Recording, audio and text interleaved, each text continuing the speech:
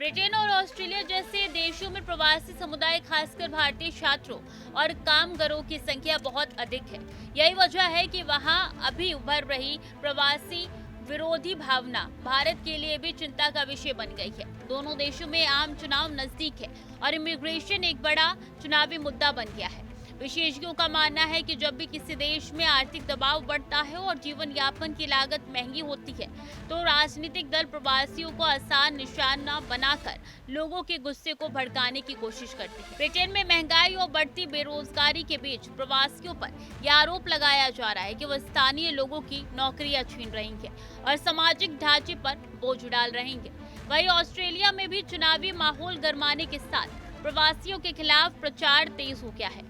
राष्ट्रवादी संदेशों और social media पर फैल रही गलत सूचनाओं ने हालात और बिगाड़ दिए हैं। भारत के लिए स्थिति दोहरी चुनौती पेश करती है। एक तरफ ये विदेश नीति का अहम मुद्दा है, क्योंकि भारत को अपने नागरिकों की सुरक्षा और सम्मान की गारंटी सुनिश्चित करनी है। दूसरी ओर यह उन लाखों भारतीय छात्रों और कामगारों के भविष्य से भी जुड़ा है, जो अपनी पढ़ाई और रोजगार के लिए इन देशों पर निर्भर है।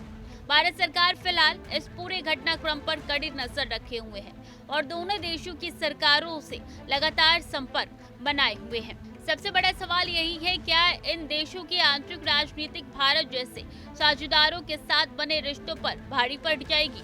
क्या प्रवासियों के खिलाफ भड़कती ये भावना आने वाले समय में बाहर रह रहे भारतीय समुदाय के लिए खतरे का कारण बनेगी? जवाब समय के साथ सामने आएगा, लेकिन इतना तय है कि भारत के लिए ये सिर्फ कूटनीतिक नहीं, बल्कि मानवीय चिंता का भी विषय है। पश्चिमी देशों में प्रवासियों के खिलाफ लगातार अब नारेबाजी हो रही है, हिंसक प्रदर्शन हो रहा है और ये प्रदर्शन इस कहर टूट पड़ा है कि पिछले दिनों 1,10,000 से ज्यादा लोग इस प्रदर्शन में हिस्सा लिए थे। नारेबाजी जमकर हो रही थी और सवाल यही हो रहे थे कि आखिर क्यों अप्रवासी जो है यहाँ पे रह रहे हैं और बड़े स्तर पर रह रहे हैं। ऐसे में ये मामला जो है वो ऑस्ट्रेलिया से लेकर दूसरे देशों पर भी पहुंचते हुए नजर आ रहा है। इसका अंजाम कितना भयानक होगा और कितना भयानक स्वरूप देखने को मिलेगा। कैमरा पर्सन प्रिंस के साथ मैं स्वीटी दीक्षित, TV 100।